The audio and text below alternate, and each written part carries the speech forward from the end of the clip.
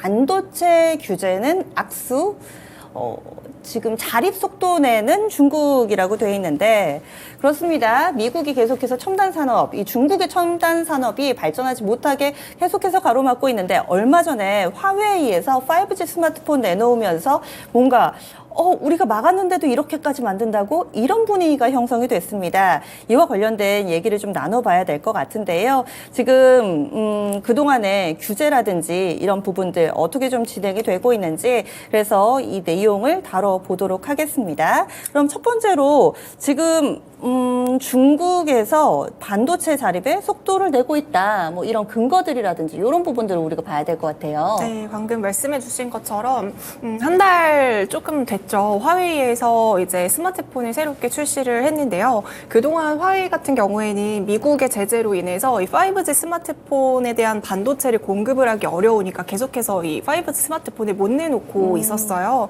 근데 이번에 3년 만에 화웨이에서 메이트 60 프로라는 이제 스마트폰을 출시를 했는데요.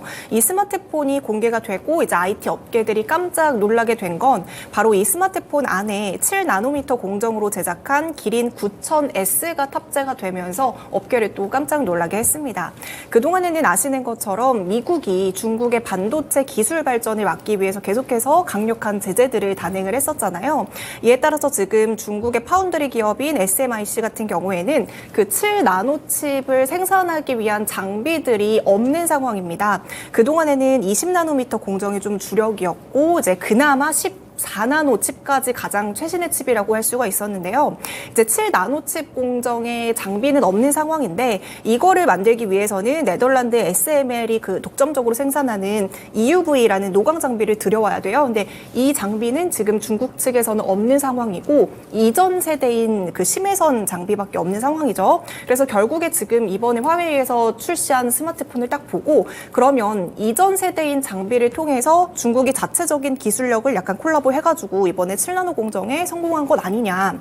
지금 미국을 포함해서 여러 나라들이 계속해서 중국을 자제하고 있고 억압하고 있는데 굉장히 빠른 속도로 기술 자립에 나선 거 아니냐라는 약간의 또 황당스러운 업계에서는 약간 그런 이번에 사건이 있었던 것 같습니다. 미국 입장에서는 장비 없으면 못 만들겠지 이렇게 생각을 한 건데 중국 입장에서도 이거 없으면 잇몸으로 약간 이런 정신으로 지금 만들어내서 세계를 좀 깜짝 놀라게 했다. 지금은 여기까지 좀 진행이 된 상황인데 여기서 뭐 SK 하이닉스 부품이 들어갔다 이러면서도 노이즈가 좀 상당히 많았었잖아요. 맞아요. 그러면은 지금 외국의 장비를 수입을 못하고 기존에 있던 장비를 이렇게 만들었으면 오히려 또 수익성은 더 좋아졌을 수도 있을 것 같아요. 네, 맞아요. 외국 쪽의 장비를 사용할 수 없으니까 중국 쪽의 장비 업체들의 수익성이 늘어났다 이런 내용들이 나오고 있는데요. 지금 글로벌 반도체 5대 장비 업체들은 네덜란드와 미국 그리고 일본 쪽이 그 5대 장비를 다 차지하고 있어요. 지금 그런데 이제 네덜란드나 미국, 일본 같은 경우에는 모두 중국에 대한 반도체 장비를 통제를 하고 있는 상황이죠.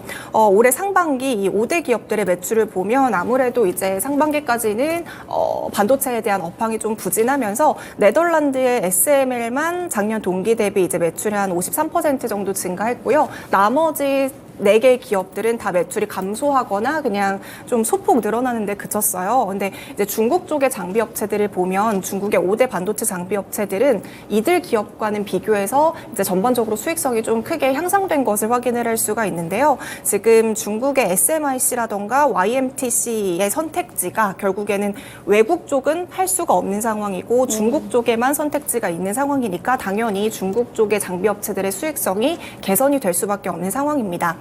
사실 그동안에 이제 우리 전반적인 시각으로는 중국의 장비업체 기술에 대한 경쟁력은 다른 나라에 비해서 상당히 많이 뒤처져 있다 이런 생각들을 많이 했었잖아요. 그런데 앞으로 이제 중국 반도체 기업들이 자국산 장비들을 도입하면서 이 둘이 서로 긍정적인 시너지를 좀 낸다면 앞으로 이제 그 ASML을 비롯해서 여러 해외 기업들의 의존도를 상당히 많이 낮출 수 있는 거 아니냐라는 이제 시장들의 시각이 있는 거고요. 있고요. 중국에 대한 장비 수익성이 늘게 되면 결국에는 또 우리나라에 대한 타격도 함께 생각을 할 수밖에 없는 부분인 것 같아요. 실제로도 작년에 이제 무역 통계를 보면 대중국 수출 이제 국내 반도체 장비액에 대해서 전년 대비 한 40% 줄어들었다라는 통계가 나오고 있거든요. 그래서 앞으로도 중국에 판매하고 있는 우리나라 기업들의 장비가 중국 장비로 대체가 되면 앞으로도 계속해서 우리나라 장비 업체들에게는 좀 타격이 있을 수 있다라고 이제 보고 있고요. 그래서 부품도 지금 장비뿐만이 아니라 그 메이트 60 이번에 프로를 스마트폰, 보면 네. 장비도 한 90% 이상이 다 중국산 제품으로 갈아 끼웠다라는 것들이 확인이 되고 있어요. 네. 이렇게 중국의 기술 자립 속도가 빨라지면 빨라질수록 우리나라의 부품 업체들, 장비 업체들 영향력이 함께 줄어들 수밖에 없기 때문에 우리나라 기업들은 결국에는 기술 격차를 내는데 조금 더 초점을 맞춰야 되지 않을까 싶습니다. 네. 그런데 또 한켠에서는 정말 이게 중국의 기술로 개발을 한 것일까? 네. 뭔가 장비를 우회해서 좀 가져가지 않았을까? 이런 얘기도 있던데요. 네, 맞아요. 이번에 이제 스마트폰이 딱 출시가 되고 이 스마트폰에 대한 성능이라던가 상용화 이런 것들을 그냥 다 떠나서 네. 화웨이가 7나노 기반의 칩을 생산했다는 것 자체만으로도 굉장히 이제 업계에서는 후발주자였는데 굉장히 빠른 속도로 자립을 하고 있다. 이거 자체만으로도 굉장히 좀 시장을 놀라웠죠. 네. 놀라워하는 분위기가 있는 것 같아요. 하지만 그럼에도 불구하고 대부분의 의견은 중국은 아직까지도 굉장히 낮은 수요를 가지고 있고 이 양산을 하고 상업성을 하기에는 조금 한계가 있다라고 이야기를 하고 있는 상황이거든요. 일단 시장이 예측을 하고 있는 부분에 대해서는 몰래 7나노 공정에 필요한 그 장비, 최신 장비를 우회적으로 들여왔다라는 이제 시각이 있기는 있어요. 하지만 이거를 들여왔다라고 하더라도 이거를 이제 궁극적으로 사용을 하기 그렇죠. 위해서는 결국에는 좀 미세하게 조정하는 것들이 필요하다라는 거죠. 그러면 결국에는 ASML의 기술자들이 중국에 들여와서 그 장비들을 다 조절해주는 과정들이 필요한데 이게 지금 사실상 불가하기 그렇죠. 때문에 네.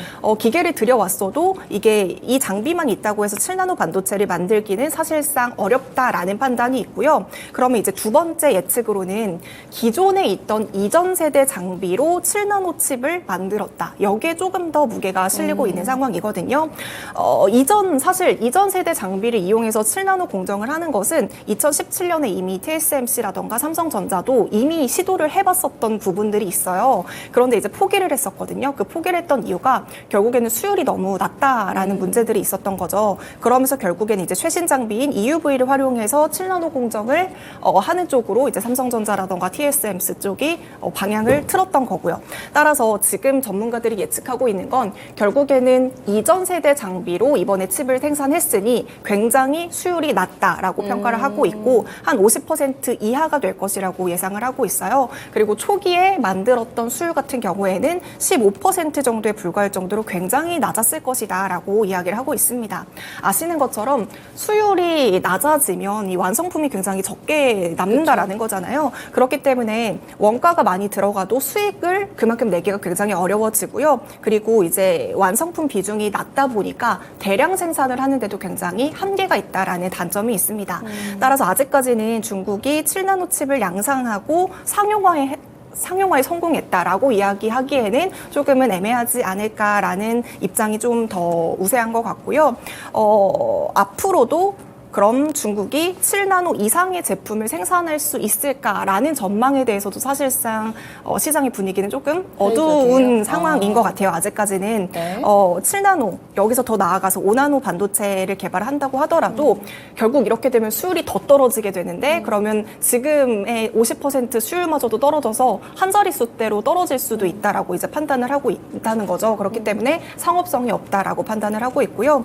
결국에 이렇게 수율이 낮은데도 불구하고 이번에 기린칩을 만들 수 있었던 건 중국이 이 반도체 자립을 위해서 굉장히 많은 자금을 투입을 하고 있잖아요. 그러면서 그 자금력으로 7나노 칩을 만들어서 중국 입장에서는 우리 미국의 제재에도 불구하고 이걸 뚫고 만들어냈다라는 약간은 명분을 얻기 위함이 아니었나라는 시장들의 전망이 있습니다. 네, 만들어내기는 했는데 워낙에 좀 수율이 떨어지다 보니 그것이 온전한 기술력이다라고 보기에는 좀 무리가 있다. 이 정도의 수준으로 지금 중국의 기술력이 올라와 있구나. 이 정도만 좀 인식하시면 어떨까 합니다. 그리고 또 미국의 반도체법 같은 경우는 우리 반도체 기업에도 영향을 미치게 되잖아요. 그래서 예전에 사실 우리 기업 입장에도 그다지 달갑지 않았던 게 막 민감한 자료도 내라고 하고 이런 맞아요. 시기도 한창 있었고 어제 들려왔던 내용입니다. 아무래도 국내 기업들도 중국에 공장들이 많다 보니까 반도체 장비 들여오는 것에 문제가 있었고 유예를 해줬는데 이번에는 또 무기한 규제 유예여가지고 어제 관련주들 분위기 좀 좋았거든요. 네, 맞아요. 이 부분은 어떻게 좀 진행이 되고 있는 건가요? 이제 설명 너무 잘 해주셨지만 다시 한번 좀 말씀을 드려보자면 미국의 반도체법 같은 경우에는 미국 쪽에서 이제 미국의 투자를 좀 장려하기 위해서 반도체 생산 보조금으로 390억 달러를 지급하겠다라는 내용이 포함이 되어 있습니다.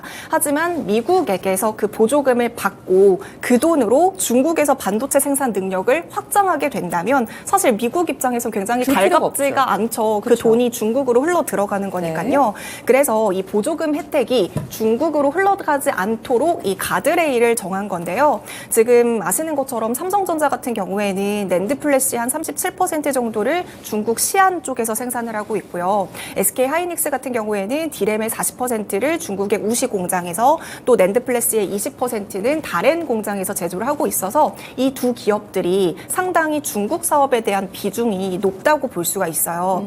작년에 이제 미국에서 중국에 대한 반도체 제재를 걸 때는 1년간의 말씀해 주신 것처럼 유예 기간을 부여를 받았고요.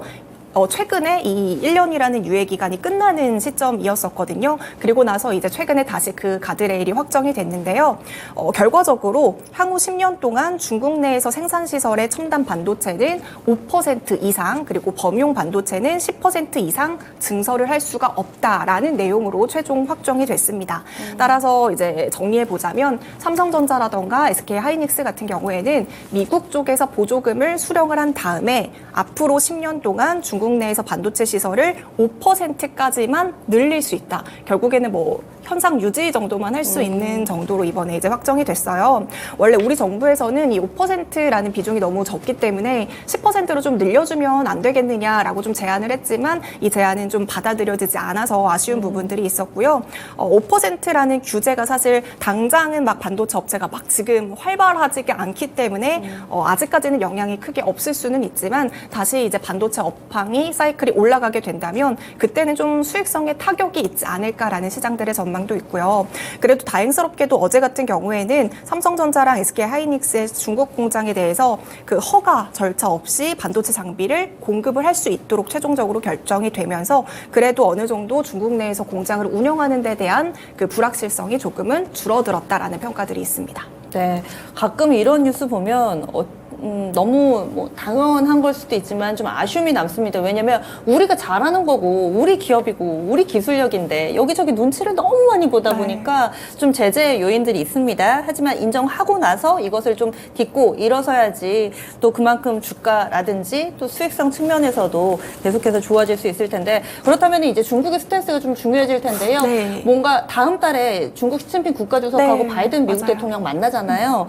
그때 이런 첨단 기술과 관련된 제재를 좀 풀어낼 것인가. 그래서 미국에 계속 도움을 받으면서 손을 잡고 갈지 아니면은 우리끼리 하겠다. 독자적인 기술력을 선택을 할 것인지 앞으로 좀 어떻게 될까요? 일단은 이제 미국은 제재를 하고 있는 상황.